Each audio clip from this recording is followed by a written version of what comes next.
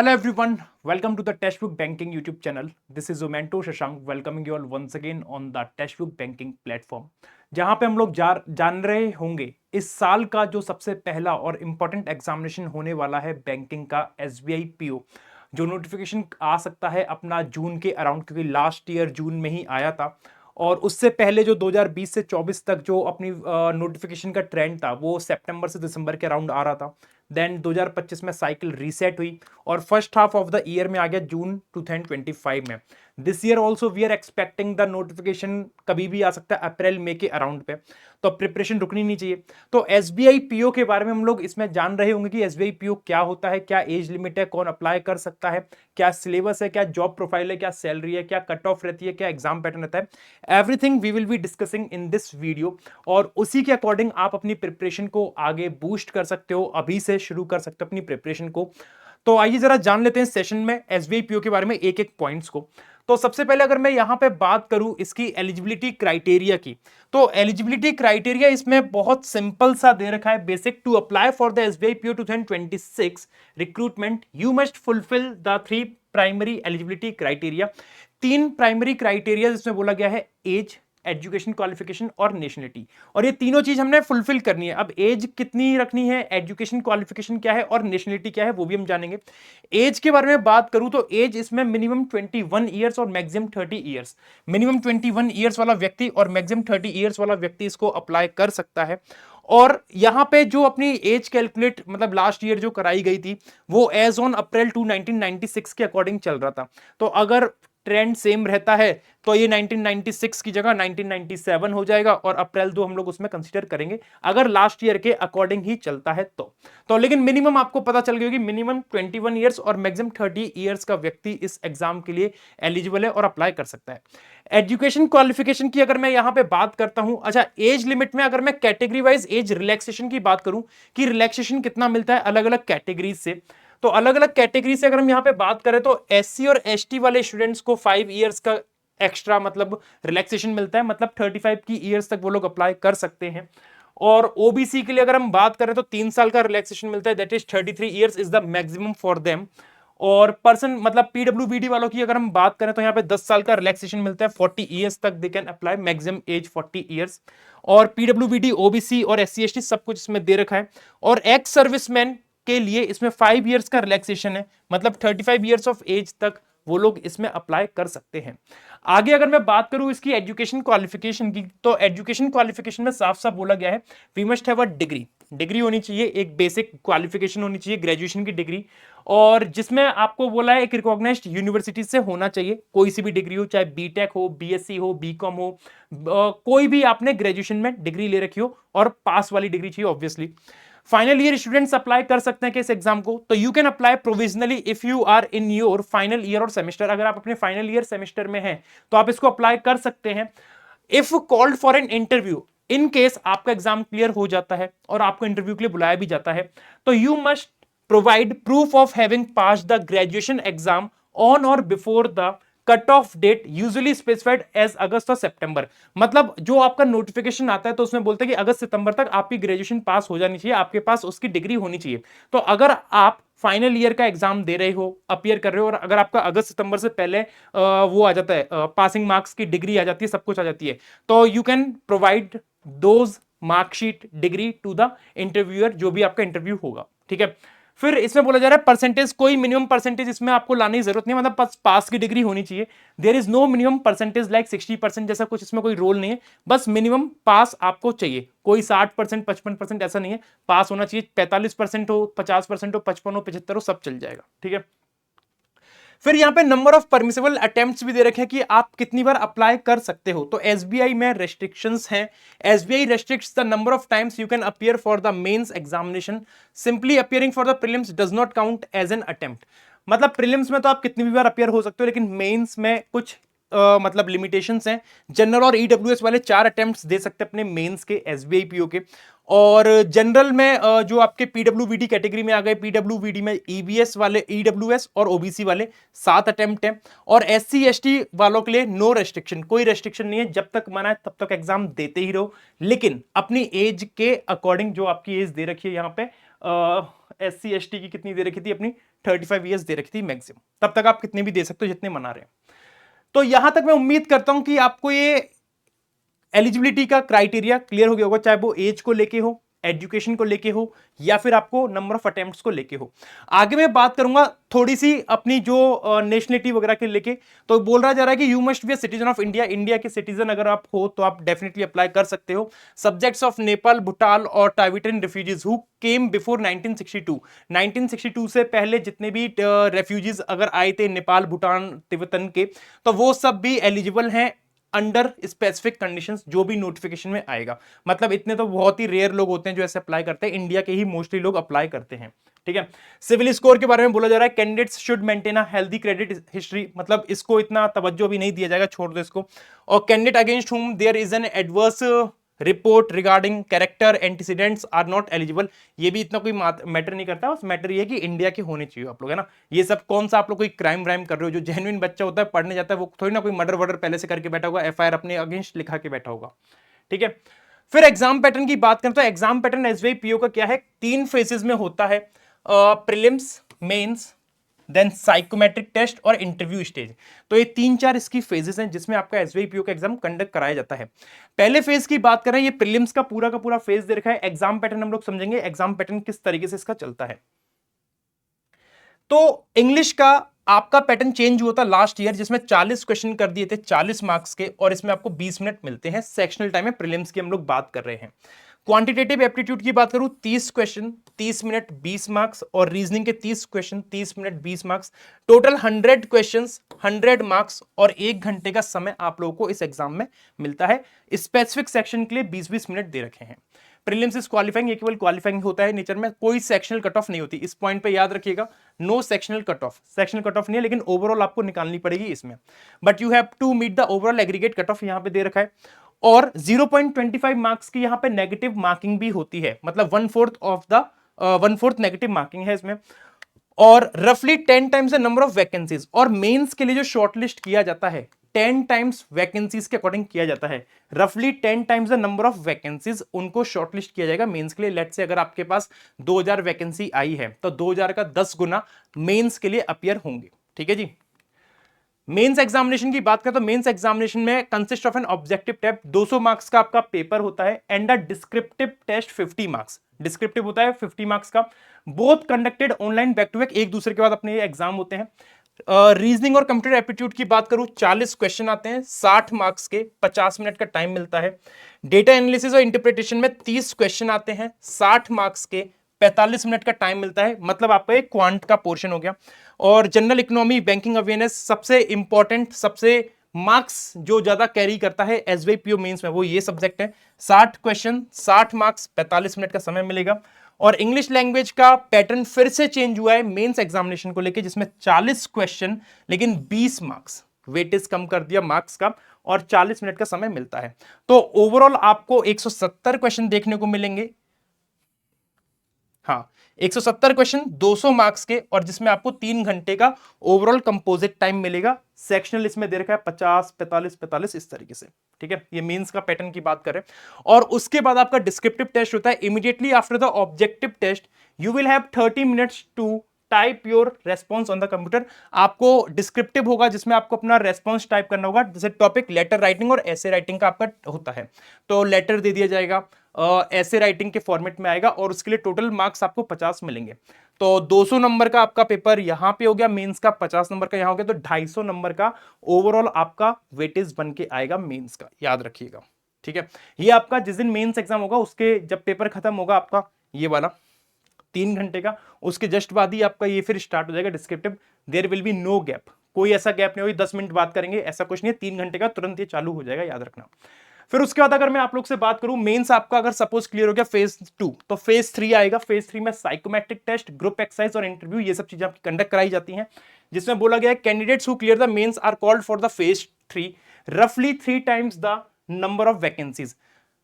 Final stage में जब आप लोग जाओगे तो मतलब जो आपके वैकेंसीज आई थी उसके 3 गुना लोग ही अपीयर होते हैं। तो अगर मान लो 500 आई हैं वैकेंसीज, तो 500 का 3 गुना 1500 लोग इस थर्ड फेज के लिए मतलब वो लोग चुनते हैं एसबीआई वाले।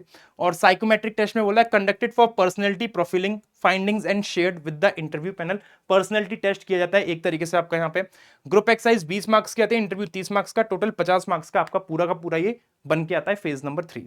ठीक है, फाइनल सिलेक्शन की क्राइटेरिया बोलते हैं final merit list is prepared by normalising the marks, मतलब 75-25 का वेटेज रहता है, 3/1 का वेटेज रहता है।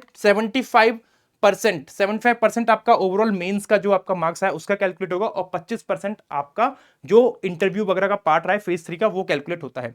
मेंस ऑब्जेक्टिव प्लस डिस्क्रिप्टिव का पार्ट आपका 250 में से 75 मार्क्स में कन्वर्ट हो जाएगा, और ग्रुप एक्सरसाइज और इंटरव्यू वाला पार्ट 50 में से 25 मार्क्स में कन्वर्ट हो जाएगा।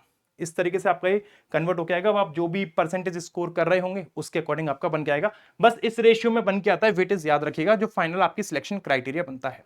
ठीक है, अब यहां पे अगर हम लोग सिलेबस की बात करें एक एक करके सब्जेक्ट्स की, रीजनिंग का सिलेबस क्या रहता है, क्वांट का क्या रहता है, इंग्लिश का क्या रहता है, तो वो सब भी इसमें दे रखा है। रीजनिंग का सिलेबस ऑलमोस्ट आपके सामने ये दे रखा है, प्री और मेंस का पूरा सिलेबस दे रखा है। सबसे ज्यादा इंपॉर्टेंट आपके पास जो प्री के हिसाब से ये अपना जो चैप्टर आता है प्री प्लस मेंस दोनों में आता है, pre plus mains. Coding decoding ये भी प्री प्लस मेंस दोनों में ही आता है। ब्लड रिलेशन ये भी आपका प्री प्लस मेंस दोनों में ही आता है बनके।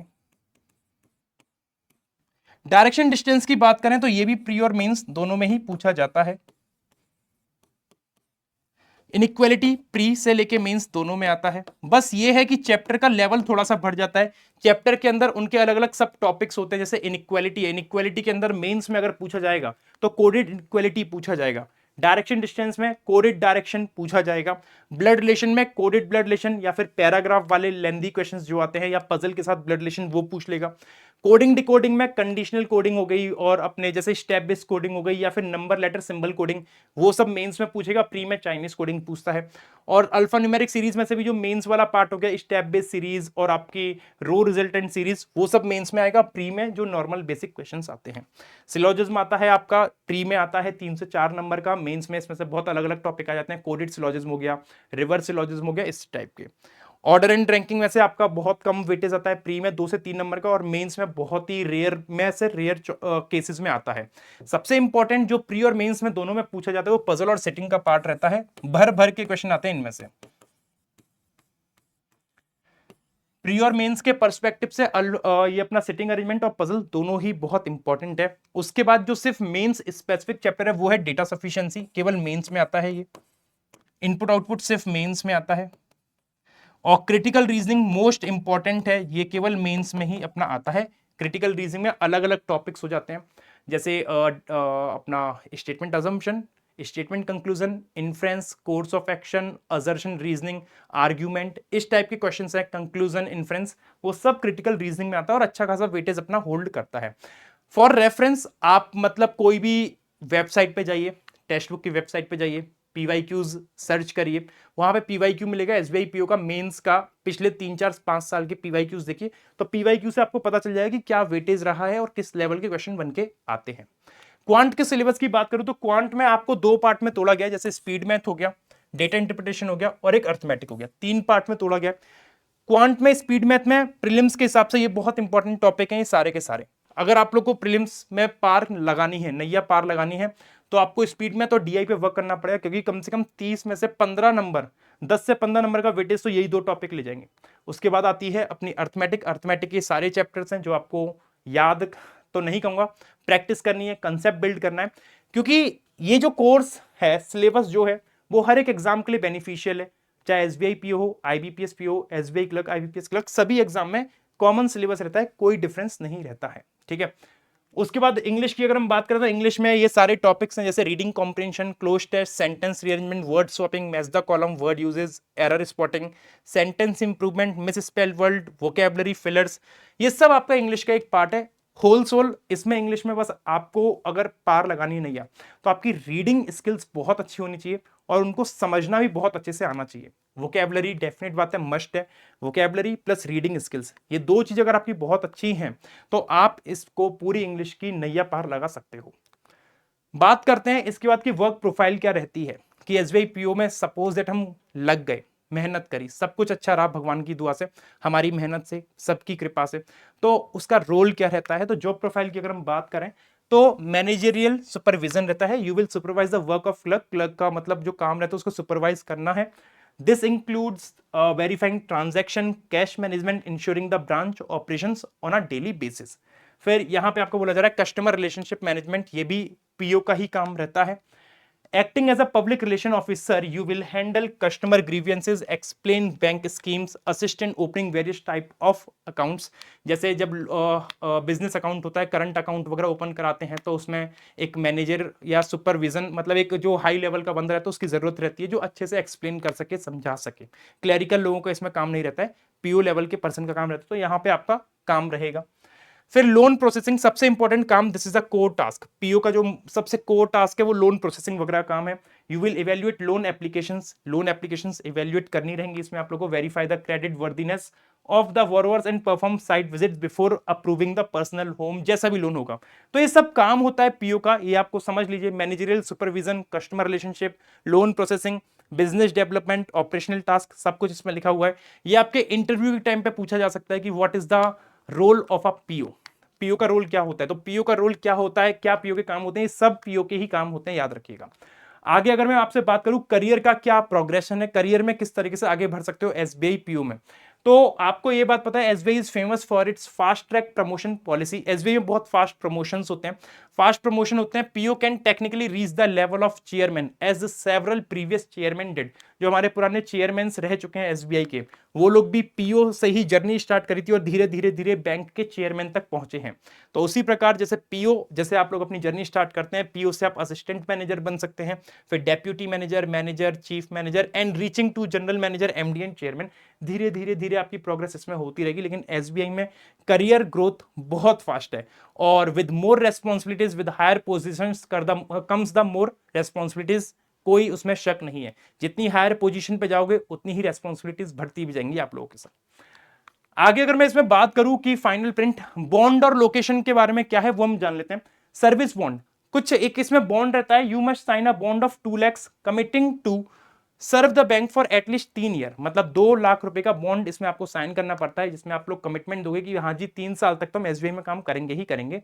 और you can be posted anywhere in India, rural, semi urban और अर्बन, कहीं पे भी हमारी पोस्टिंग हो सकती है ऑल ओवर इंडिया में। Usually officers are transferred every 3 years, जो ऑफिसर लेवल पे होते हैं कि हर 3 साल में उनके ट्रांसफर किए जाते हैं। तो this is all about the work profile, syllabus, exam pattern और जो एलिजिबिलिटी है वो सब हमने यहाँ पे डिस्कस करा है। आगे अगर मैं आप लोग से बात करूँ salary and perks, most important part जिसका सभी को वेट रहता है कि भाई एसबीआई में सैलरी कितनी मिलेगी, काम इतना कराएंगे हम लोग, मेहनत इतनी करेंगे, दाम कितना आएगा, पैसा कितना छापेंगे। तो बेसिक पे जो आपके 4 इंक्रीमेंट के बाद है, जो स्टार्टिंग में ही आपके पास आएगा 56,000, तो आपका बेसिक पे है।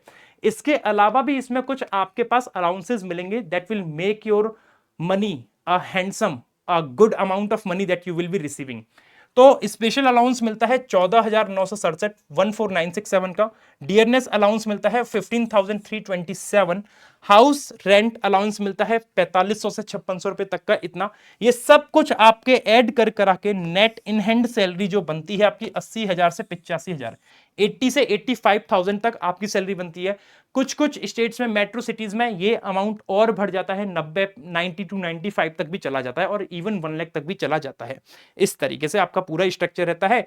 ग्रॉस मंथली सैलरी आपकी 93,000 से 95,000 रहती है। इसमें कुछ आपका डिडक्शन होता है, पीएफ, मंथली सेविंग्स स्कीम जो भी रहता है, 10,000 से 13,000 तक आपका ये डिडक्शन होके इन हैंड मिलता है 80 to 85 के अराउंड। ठीक है, आगे अगर मैं बात करूं अदर पर्क्स भी इसमें रहते हैं आपके पास। The annual CTC cost to company for an SBI PO ranges between 18 lakh से 20 लाख, 18 लाख से 20 लाख तक के बीच में वेरी करता है एनुअल सीटीसी।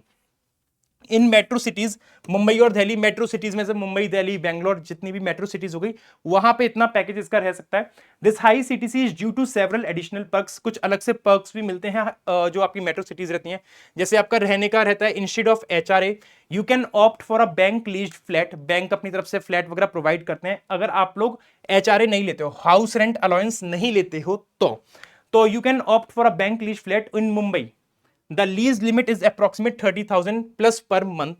पेट्रोल का अलाउंस मिलता है 5,000 से 6,000 तक का मिल जाता है। मिसलेनियस मंथली पर्क मिलते हैं 3,000 से 4,000 तक के मिल जाते हैं।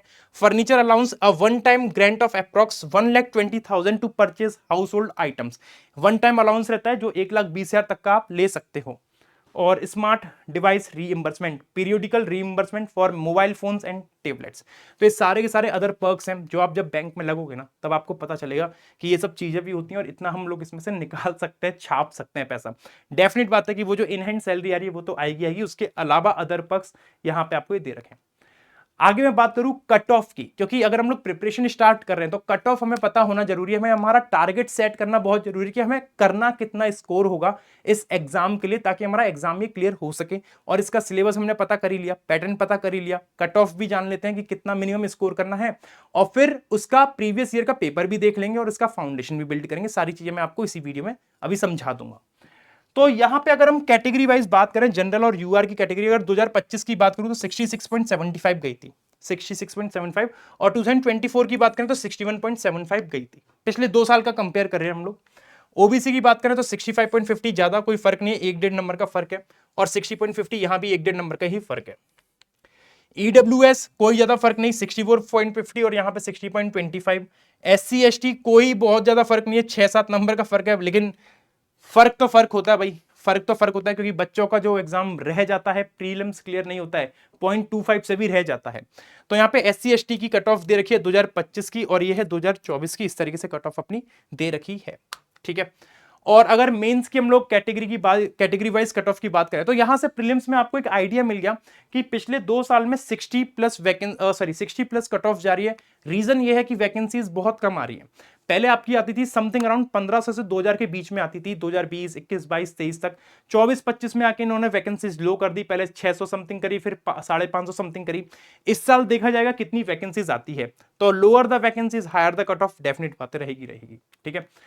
यहां पे अगर मैं बात करूं मेंस की कट ऑफ की बात करूं आउट ऑफ 250, तो जनरल की अपनी जो 2025 में रही थी 75, और 2024 में 87.50, ओबीसी की 69.50 एंड 75 एंड सो ऑन, इस तरीके से दे रखी है। तो इससे ना आपको एक अपना टारगेट स्कोर पता लग रहा होगा कि हमें टारगेट स्कोर अचीव कितना करना है, कितना हम लोग को एम करना है एग्जाम में। एटलीस्ट प्रीलिम्स में आपको ये मान के चलो 60 से 70 के बीच में टारगेट रख के चलना है। 60 से 70 मॉक टेस्ट में अगर आप ला रहे हो तो एग्जाम में डेफिनेट बात है कि आप इस थ्रेशोल्ड को क्लियर कर लोगे। सिमिलरली मॉक्स में अगर आप लोग 70 से 80 या फिर 85 तक अगर आप मेंस के स्कोर में स्कोर कर पा रहे हो मॉक टेस्ट में, तो डेफिनेट बात है कि आप इस थ्रेशोल्ड को क्लियर कर लोगे एग्जामिनेशन में। क्योंकि एग्जाम जो आता है मॉक टेस्ट वगैरह से इजी ही आता है, एग्जाम ज्यादा हाई लेवल नहीं आता है as compare to the mock test of any platform, याद रखिएगा। फिर उसके बाद में अगर बात करूं फाइनल कट ऑफ जो आपकी बन के आती है 100 मार्क्स में से सब कुछ अपना कैलकुलेट करके 75-25 का रेशियो वगैरह सब मिला के, तो जनरल की जो 100 में से कट ऑफ बनती है 46.79 जो 2025 में बनी थी, और जो 2024 में थी 46.24 बनी थी, and so on category wise यहां पे दे रखा है। ठीक है। तो यहां तक आपको ना सारा का सारा सीन समझ में आ गया होगा कि एसबीआई पीओ का पूरा होल सोल क्या सीन है।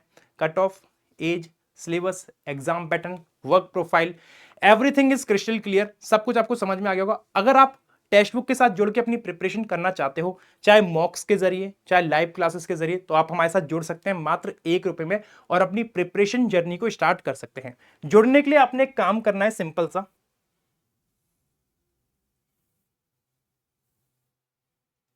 जुड़ने के लिए आपने एक सिंपल सा काम करना है, आपको ₹1 का ट्रायल शुरू कर सकते हो। अगर आप चाहते हो कि पहले अगर डेमो क्लासेस लेना चाहते हो तो you can take the demo classes of Testbook faculties, Testbook के फैकल्टीज की डेमो क्लासेस ले सकते हो जो आपको सुपर पास लाइव में मिल जाएंगी। मात्र ₹1 में सब्सक्रिप्शन चालू हो जाएगा 2 दिन के लिए, याद रखिएगा, जिसमें आपको कंप्लीट एक्सेस मिलेगा टेक्स्ट बुक के हर एक बैच का, लाइव बैच हो, रिकॉर्डेड बैच हो, प्री मेंस सभी बैचेस का मिलेगा। और मैं आपको एक बात बता दूं कि नोटिफिकेशन एक्सपेक्टेड है अप्रैल मई के अराउंड, तो अभी हमारे पास मार्च हाफ बचा हुआ है, और प्रिपरेशन अगर हम अभी से भी स्टार्ट करते हैं तो मैं ये तो नहीं कहूंगी बहुत ज्यादा टाइम है हमारे पास प्रिपरेशन के लिए, लेकिन इतना टाइम है कि हम लोग अगर थोड़ा सा अपनी मेहनत को डबल कर दें, recorded batch plus live batch दोनों से पढ़ाई करें, तो हम डेफिनेटली अपना मतलब जो कोर्स है वो तो कवर कर ही लेंगे, और एग्जाम में कहीं ना कहीं कुछ हद तक मतलब अच्छे से प्रिपेयर करने के साथ साथ स्कोर भी कर लेंगे अगर हम लोग अभी से भी स्टार्ट करते हैं अपनी प्रिपरेशन को। और जो फ्रेशर्स हैं और जो रिपीटर्स हैं, रिपीटर्स को तो क्या है, मेंस पे ज्यादा फोकस करना है। डेफिनेट बात है कि रिपीटर्स को मेंस पे अभी वर्क करने की जरूरत है, क्योंकि उनको पता है कि भाई प्रीलिम्स के लिए वो रेडी हैं। बट जो प्रीलिम्स के लिए रेडी नहीं है उनको तो भाई अभी से स्टार्ट करना ही पड़ेगा at any cost for the upcoming exam, चाहे वो IBPS PO, SBI PO, clerk, कोई सा भी एग्जाम हो, याद रखना। तो 1 रुपए में आप अपनी सुपर पास लाइव के साथ तैयारी स्टार्ट कर सकते हैं टेक्स्ट बुक में। चाहे कोई भी बैंकिंग का एग्जाम हो, बैंकिंग का कोई भी एग्जाम हो, वो सब एग्जाम आपको सुपर पास लाइव में मिलेगा 1 रुपए में। 2 दिन तक का एक्सेस, फ्री एक्सेस रहेगा। सारी लाइव और recorded class, PYQs, study notes मिलेंगे, मॉक टेस्ट मिलेगा, डाउट सॉल्विंग। तो अगर आप इनरोल कराते हो और आपको पीवाईक्यू भी देखने हैं तो 1 रुपए में आप अपने जाके पीवाईक्यूज सारे डाउनलोड कर सकते हो, देख सकते हो कि पीवाईक्यूज में क्या क्या लेवल पूछा था। 1 रुपए में 2 दिन का एक्सेस रहेगा। अच्छा, 1 रुपए में एक्सेस तभी मिलेगा जब आप कूपन कोड लगाओगे शश, जब आप ये कूपन कोड लगाएंगे शश। और एक और बात मैं यहां पे आपको बता दूं कि अगर आप 1 रुपए के बाद अपना सब्सक्रिप्शन कंटिन्यू करना चाहते हैं आगे, तो कंटिन्यू करने के लिए आप 3 महीने का प्लान ले सकते हो 529 रुपीज में, जो कि 6 रुपए से भी पर डे के कम के दाम पे पड़ेगा, है ना। तो कूपन कोड लगा लेना शश, SHASH, इस तरीके से लगा लीजिएगा। 12 महीने का लेते हो 1499 में पड़ेगा, और 18 महीने का लेते हो तो 1799 रुपीज में आपको पड़ जाएगा। और इसमें आपको सारे बैचेस मिलेंगे। जो आपका बैंकिंग का सबसे नया बैच, जो सबसे सॉलिड बैच 2026 में चल रहा है, वो चल रहा है निर्माण बैच। ऑलरेडी रनिंग बैच है इसमें, मतलब ऑलमोस्ट आपके 5 से 6 चैप्टर कवर करा दिए गए रीजनिंग में। पजल और सिटिंग इसमें स्टार्ट होने वाली है। प्रीलिम्स से लेके मेंस तक का पूरा बैच है। तो हर एक चैप्टर को प्रीलिम्स प्लस मेंस कैटेगरी में बांट के पढ़ाया जा रहा है। तो जो 6 चैप्टर अभी तक मैंने इसमें पढ़ाए हैं वो पूरे प्री से लेके मेंस तक कवर कराए हैं। तो आप 1 रुपए के डेमो में ये सारी क्लासेस एक्सेस कर सकते हो। देखो कि उसमें टीचर पढ़ा कैसे रहा है, किस लेवल तक का लेके जा रहा है, और एग्जैक्टली पीओ लेवल के लेवल तक हम इसमें टच करा रहे हैं हर एक चैप्टर को। अदर बैचेस भी इसमें आपको मिल जाएंगे, जैसे एसबीआई पीओ का सेपरेट बैच मिल जाएगा, आईबीपीएस पीओ चला रहे हैं वो भी मिल जाएगा, और हर एक बैच का लाइव प्लस रिकॉर्डेड सब कुछ मिलेगा इसमें, याद रखिएगा।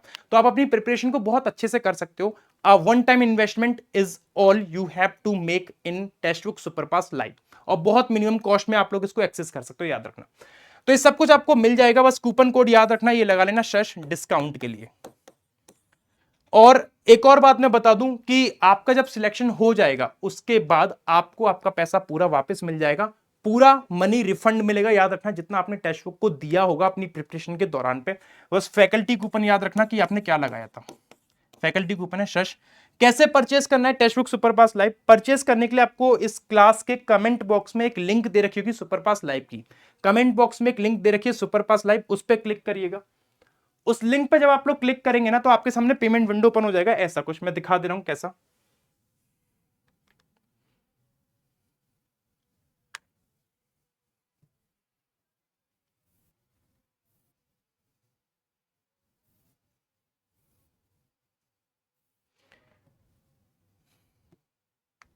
आपको ऐसा कुछ कमेंट बॉक्स में लिंक मिल रहा होगा सुपरपास लाइव का, एसपीएल शश, इस तरीके से लिंक मिल रहा होगा।